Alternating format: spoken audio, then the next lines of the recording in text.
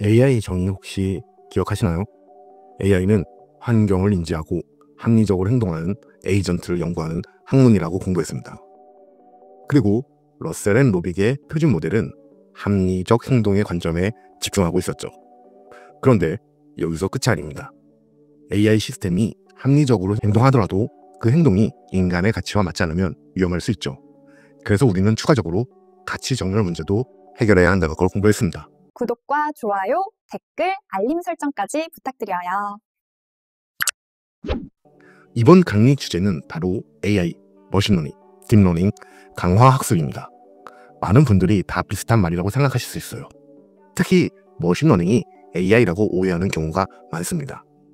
사실 머신러닝은 AI의 한 분야이고 딥러닝, 강화학습은 머신러닝에 포함되는 더 세부적인 분야입니다. 그리고 여기 교집합은 딥 강화학습인데 알파고 아시죠? 이게 알파고에서 쓴 기술입니다. 그럼 이 관계를 예시로 살펴볼게요. 가장 넓은 범위죠. 우리 생각보다 더 넓은 범위 AI에 대해서 먼저 얘기해 보겠습니다. 제가 15년 전쯤에 로봇 청소기를 샀어요. 영상의 로봇 청소기는 상당히 세게 부딪히네요. 엄청 튼튼한 로봇 청소기 같습니다. 제 로봇 청소기는 이 정도는 아니었어요. 아무튼 제 로봇 청소기의 움직임을 보면 단순했습니다. 일단 움직여요. 그리고 돌아요. 잘 가다가 돌고 부딪혀도 돌고요. 근데 어쩔 때는 왼쪽으로 돌고 어쩔 때는 오른쪽으로 돌고, 아마 단순히 장애물과 부딪히면 랜덤으로 돌라는 명령이 널리 DB에 들어가 있거나 무작위 방향으로 전환해 같은 명령이 하드코딩돼 있었겠죠. 이때 장애물을 만난 상황을 퍼셉트, 즉 환경으로부터 받은 정보고요. 그에 따라 방향을 바꾸는 행동을 액션이라고 합니다. AI는 퍼셉트에 대한 합리적인 행동을 연구하는 분야라고 했죠. 비록 합리적인 것 같지도 않고 학습 기능도 없지만 환경을 인지하고 정해진 규칙에 따라 반응한다는 점에서 AI의 가장 기본적인 정의에는 부합한다 할 수 있습니다. AI라고 봐줄 수 있다는 얘기예요. 자, 이제 머신러닝 얘기를 해볼게요.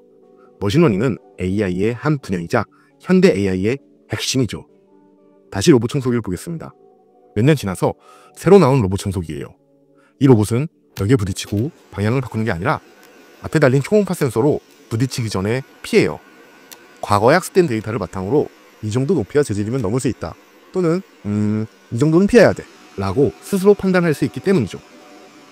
그럼 어떻게 학습을 할까요?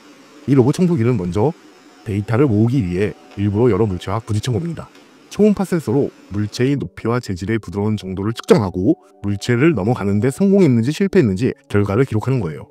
이렇게 모은 데이터를 그래프의 점으로 표현해봤습니다. X축은 재질, Y축은 높이입니다. 연두색은 성공, 즉 넘어갔다는 거죠.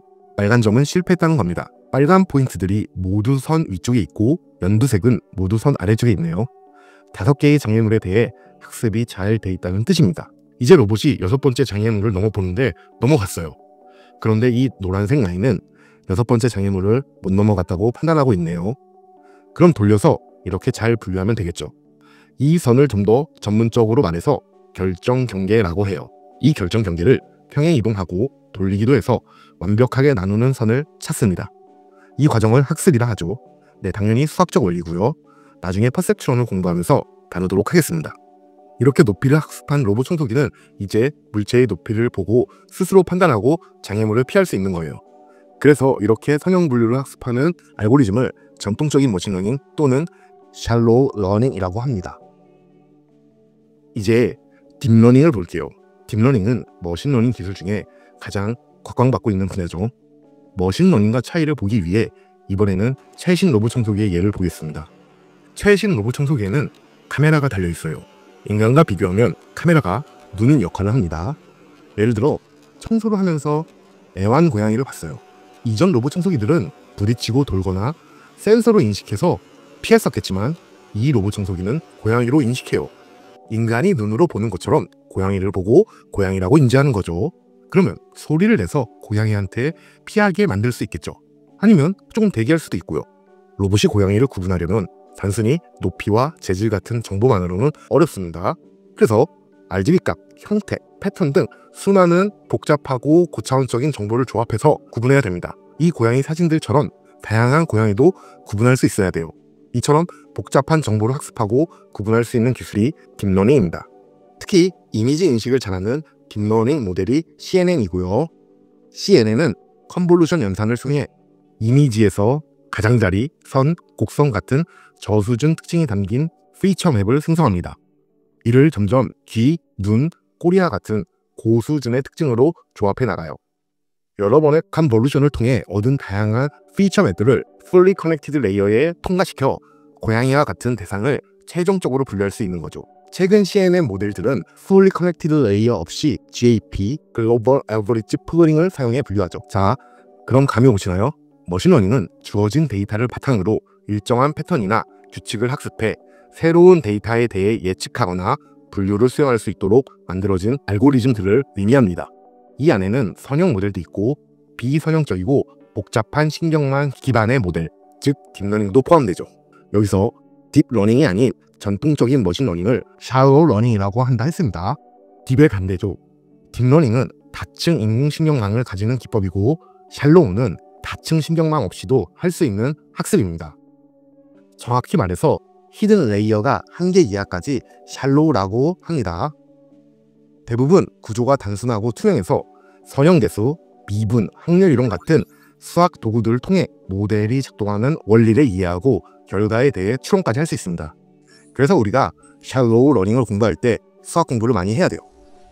이 수학적 직관은 딥러닝을 깊이 이해하는 데에도 정말 많은 도움이 되죠. 저는 개인적으로 딥러닝을 공부할 때 오히려 더 쉽다고 생각했어요. 샬로우 러닝의 원리가 조금 더 확장되기 때문이죠.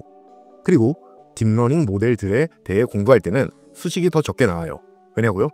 예를 들어 CNN을 공부한다면 이미 우리는 미분, 오차 역전파, 최적화 등을 공부한 상태라 새롭게 추가되는 건 컨볼루션 연산 정도죠. 그리고 딥러닝은 수학적 원리로 설명할 수는 있지만 차원이 높고 복잡해서 특정 결과가 나온 이유를 정확하게 설명하기는 어려워요. 예를 들어 너 어떻게 고양이를 구분했는지 과정을 설명하라고 하면 할 수가 없어요. 모델 내부에서 수천 개의 필터가 작동해서 어떤 특징 벡터가 활성화된 건데 이미 사람이 이해할 수 있는 영역을 넘어선 거죠. 그래서 모델이 처리하는 내부 메커니즘에 대해서 수학적으로 완전히 해석하기보다는 이렇게 될 것이다 라는 직관 정도까지만 공부할 수밖에 없는 거죠. 좋은 소식인가요? 계속해서 강화학습을 보겠습니다. 강화학습은 현재 상황에서 최적의 선택을 해서 목표를 달성합니다. 지금 이 그리드를 제 방이라고 가정하겠습니다. 장애물에 있는 셀로 이동하면 페널티가 마이너스 20이고요. 각 셀에 이동할 때마다 발생하는 페널티는 마이너스 1입니다. 그리고 골에 도착하면 플러스 100의 리워드를 얻게 됩니다. 밸류 이터레이션이 계속돼서 골에 리워드가 계속 퍼져 파워시가 업데이트됩니다. 그럼 이 로봇 청소기가 스타트 위치에 있을 때 최적의 선택은 뭐가 될 것 같나요? 오른쪽일 거예요.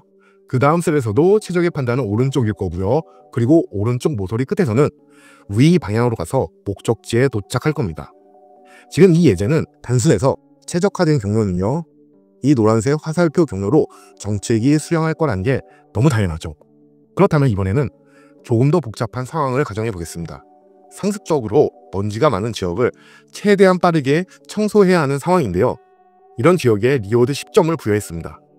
강학습에서는 각 셀의 보상을 기반으로 계산된 가치가 시간이 지남에 따라 이전 셀들로 전파되어 이 가치가 환경 전체로 전파되며 에이전트는 각 위치에서 이 보상을 최대화하는 방향으로 행동을 선택하게 되고 이 과정을 반복하면서 각 위치에서 정책이 수렴하게 됩니다. 결국 이 로봇 청소기는 보상이 큰 셀, 즉 먼지가 많은 지역을 지나서 목적지로 가는 방향을 학습하게 되는 거죠.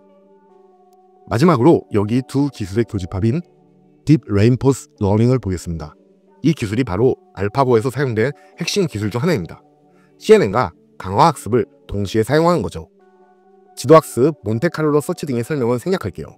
알파고는 CNN을 통해 현재 바둑판의 상태를 이미지처럼 입력받아 이해하고 그 상태에서 어떤 수를 두는 것이 좋은지 예측을 해요. 이미 게임에서 이겼을 때 보상을 받았고요. 그 보상이 거꾸로 이전 수들로 전파됐기 때문에 현재 바둑판 상태에서 어떤 행동이 좋은지 알고 있는 거죠. 이걸 로봇 청소기에 비유하자면 바둑판의 각 상태가 청소기가 있는 셀이고 각수는 청소기가 다음으로 갈 방향을 선택하는 행동이라고 볼 수 있는 겁니다. 알파고는 CNN으로 현재 바둑판의 상태를 이해하고 강화 학습으로 수렴된 정책에 따른 행동을 하면서 결국 이세돌림에게 승리할 수 있었던 겁니다.